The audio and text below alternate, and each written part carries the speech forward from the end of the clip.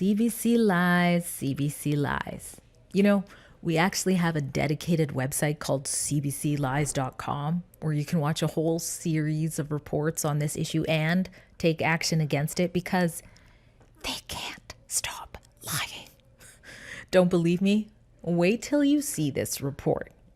I'm Drea Humphrey with Rebel News, bringing you interviews with some of the broadcaster's latest victims of state propaganda.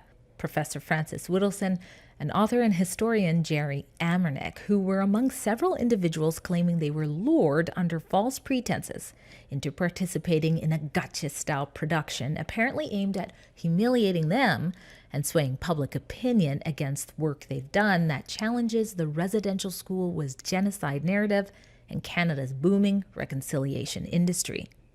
And you're going to want to watch this report in full because I also speak with criminal defense lawyer Jim Heller about whether any legal lines may have been crossed.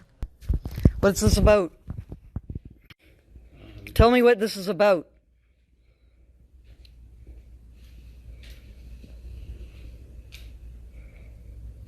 Who are you?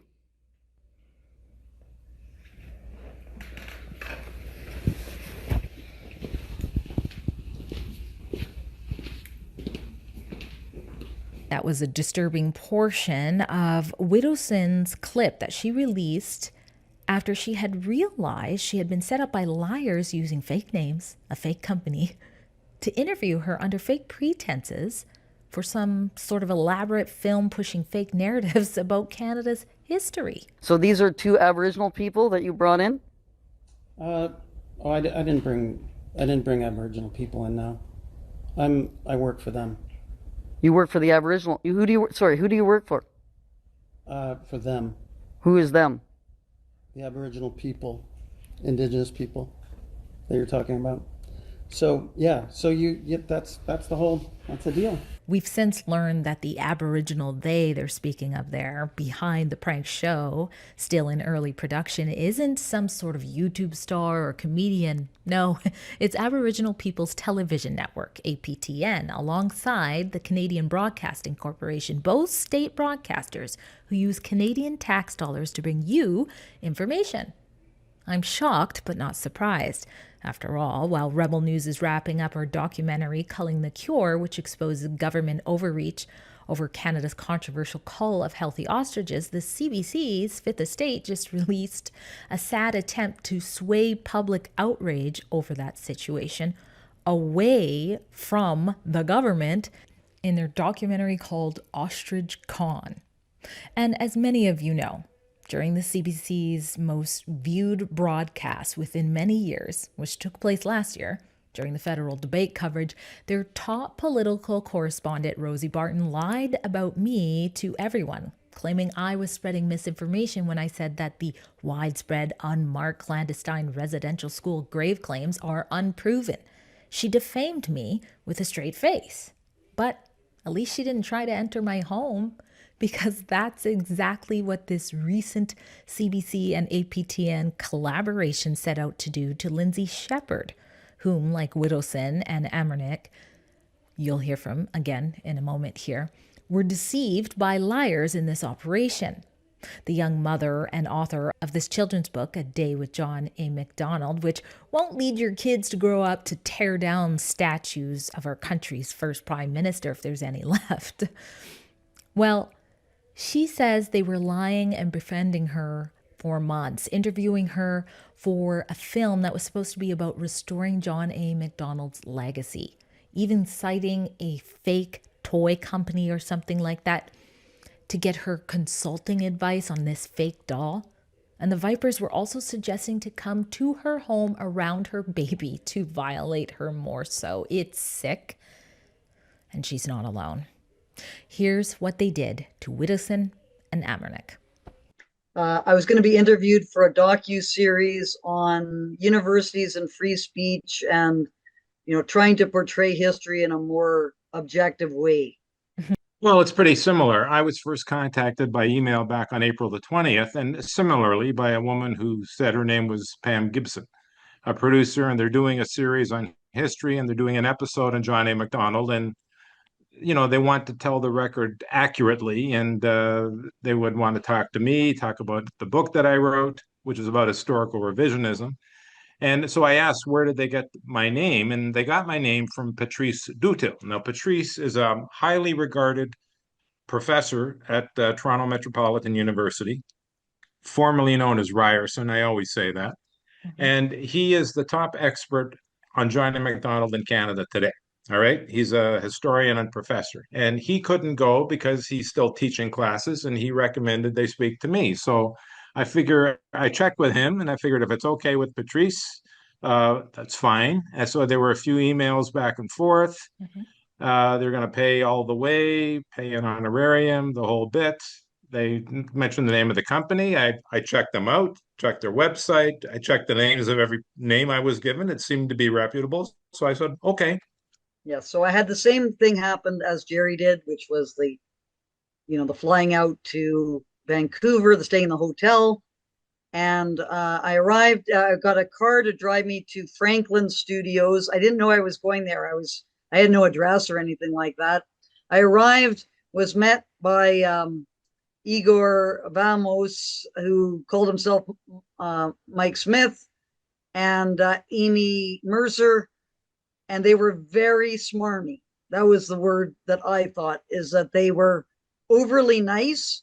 And they told me that I would be having an interview with a person who was an actor who was dressed up as Johnny MacDonald, because they wanted to have the theatrical side of how it was difficult to portray Johnny MacDonald in this day and age. And so I went in there. I had an interview for about half an hour to an hour. I'm not sure exactly how long it went on, with Dakota Ray A. Bear. I didn't know who this was. She's a comedian from Saskatchewan. I didn't know that. And she was dressed up in a very strange costume with a blonde wig and heavily made up, and seemed to almost be portraying the role of an airhead who knew nothing about what I was about, or anything to do with the subject, which I thought was very strange. Mhm. And then about half an hour in, maybe an hour, two Aboriginal men walked in. They dumped a pile of shoes onto the coffee table, children's shoes in front of the coffee table in front of me, sat down and started glaring at me. And I thought, first of all, they were just found out that I was there and were disrupting the actual interview. But then Dakota Ray Aver looked at me with this intense hatred in her eyes. And so I knew at that point that she was in on whatever was happening at this time as well.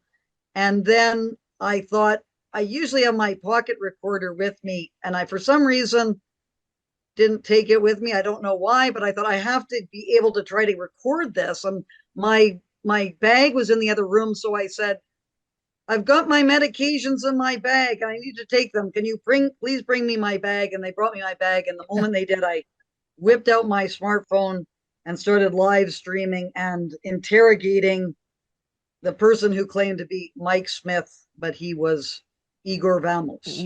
So there's an Aboriginal group that hired you? I'm a TV producer. You're a TV producer who an Aboriginal organization hired? Not an organization. Some Aboriginal people? Not affiliated with any Aboriginal organization? That's correct. So just a couple Aboriginal people hired this huge apparatus here. How many people are there here? There's like 10 people here. As a studio. How much did this cost? The table. This seems to be a setup of some outfit that's doing a reality television show that wants to paint me, I guess, as some kind of a racist or something that they're going to post on social media. Name, sir? Mike Smith. Mike Smith? Yeah, I think you got it exactly right. You've defined it precise. Well, I wouldn't say exactly right. This is social experiment. Okay. And it's on video, and I'm on video too. So we're on video together. Yeah, we're on video together. Yep. So I think that you figured it out, and now we can wrap it up. Okay, but am I the target? Or you got other people, or are you just focusing on me? No, you're not a target. No, you're participating. Okay. Seems to be trying to expose me, I guess. I'm quite I'm quite amazed. I have been set up before. I guess I should have done more research about this, but still, I kind of take people at their word when they're doing this. Anyway, and this results in all these kinds of things. I was just set up. I was just set up by I have nothing to hide. I'm an honest academic who is trying to understand Aboriginal, non-Aboriginal relations. When Lindsay Shepherd reached out to the CBC, they admitted that it is, in fact, our state broadcasters in Canada teaming up with APTN News, of course. Now, Mr. Emmernick, what were you thinking when you learned that? Okay. Well, first of all, let me say one thing. I do not regard myself as a controversial figure in the least. All right. And I'm not. I wrote a book about historical revisionism, telling the facts about people like John A. MacDonald, Egerton Ryerson, Dundas in Toronto, Matthew Begbie in BC, Edward Cornwallis in Nova Scotia. So it's a story about the truth behind these men, all who have been canceled, right? So I don't consider myself controversial in any way. All right, I'm just looking at facts.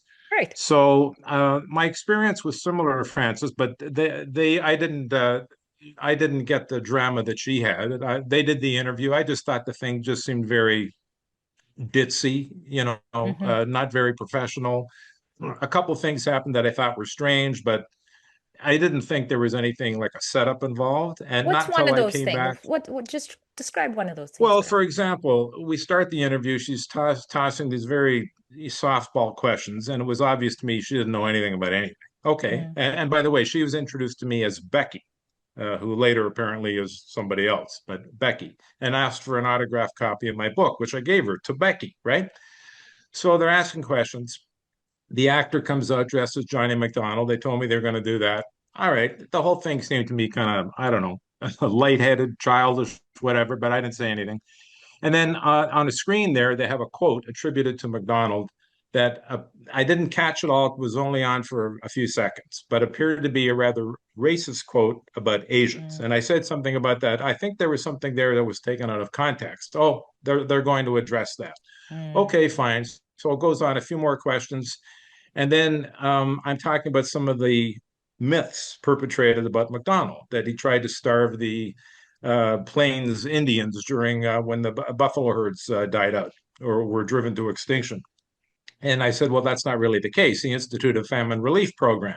So I'm talking about some of the myths that are perpetrated about McDonald. And then the actor beside me said something to the, I forget his exact words, but something ridiculous to the effect that, oh, well, if they're hungry, we should let them starve or something stupid. I thought, Hmm. well, like, where's that coming from? But Right. anyway, so I just let it go.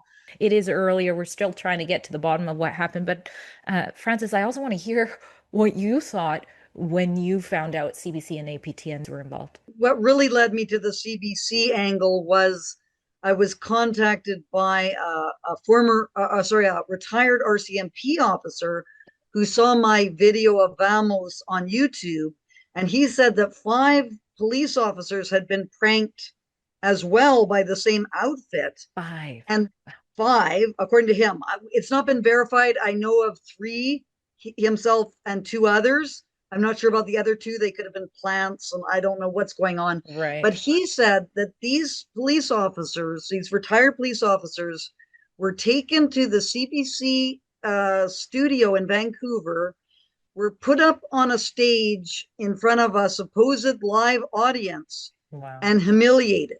And that is an absolutely shocking situation. So he doesn't want to go public at this time. He's going to Hmm. go public himself when he gets things figured out. Wow. But that is a very, very strange thing. So when I heard the CBC studio, I thought maybe CBC just rents space to production companies and they don't Hmm. know what's being produced. But then we now have confirmation that CBC is actually the entity, along with APTN, that are producing this series called Counting Coup. which is another disturbing phrase, because what counting coup is, for people who don't know what that terminology is, it's used by American Plains Indians, Native American Plains Indians, to refer to when you're going up against your enemy. You try to humiliate them and intimidate them so you can prevent them from, rising up against you. And it's very disturbing that that's the frame for this, which is that somehow we're the enemy of Aboriginal people, when Wow. what we're trying to do is just expose the falsehoods so that we can Yes. base policy development on truth and actually assist the Aboriginal population in terms of developing better policies to aid those Aboriginal people in the communities that are just suffering terribly. Truth is necessary for both Aboriginal and non-Aboriginal people, especially Aboriginal people who are suffering, because it will help us to figure out what to do to address those terrible conditions. But what all of you have in common, including this lawyer I'm going to bring on, his name is Jim Heller, is that you guys are all just talking about truth when it comes to the history of Canada. And at some point, that truth is about the truth with residential schools that doesn't align with the politically correct narrative. Or in the case of Whittleson and Mr. Heller, you're talking about how there just were no bodies found at the Kamloops residential school to date. But here's what he had to say about what if anything can be done at this beginning stages of what we know for now. Well, I think this is actually a serious situation. Serious harm could have resulted.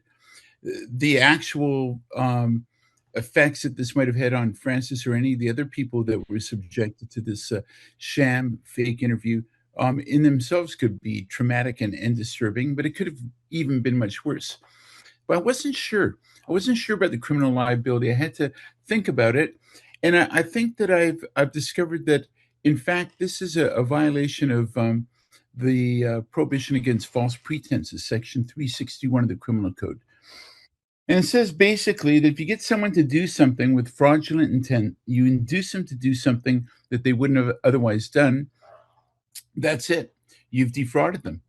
And we have analogies. We have like sex assaults that are premised on the idea that someone gives consent, but they don't know the person they're having sex with is hiding a venereal disease or HIV. That consent is considered to be vitiated. It doesn't exist. I think this is a really strong analogy to that.